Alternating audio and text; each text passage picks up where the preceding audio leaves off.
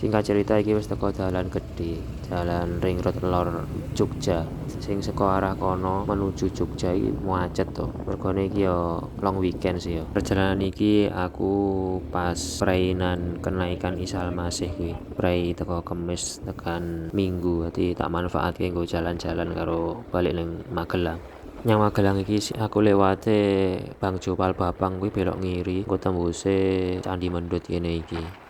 Sebelah kanan iki kan Candi Mendut, tapi ditutup-tutupi ora ketok nek sekon dalan. Bar Candi Mendut mau terus aku nglewati Candi Borobudur iki, tapi ya ora mlebu ya kur lewat tok. Tujuanku lewat kene iki arep jajan, soalnya panas banget to, pengen tuku sing seger-seger. Sakjeke urip iki aku mlebu ning Candi Borobudur ya lagi pisan. Teman biyen kuwi aku mlebu nek ra salah sak wong wis 20.000 wis iso teko dhuwur. Ya saiki tikete jare larang. Dadi ya ora pati minat lah tikete larang kok. Yang Borobudur kene iki cuacaan akeh banget. Ning aku iki tuku es teler. Delalah ning ngarep es teler iki eneng kaca cembung kaya ngene iki tak ke video. Iki es teler raja sweger iki. Bar tuku es teler iki engko aku njiko arah ngulon kae arah Tempuran.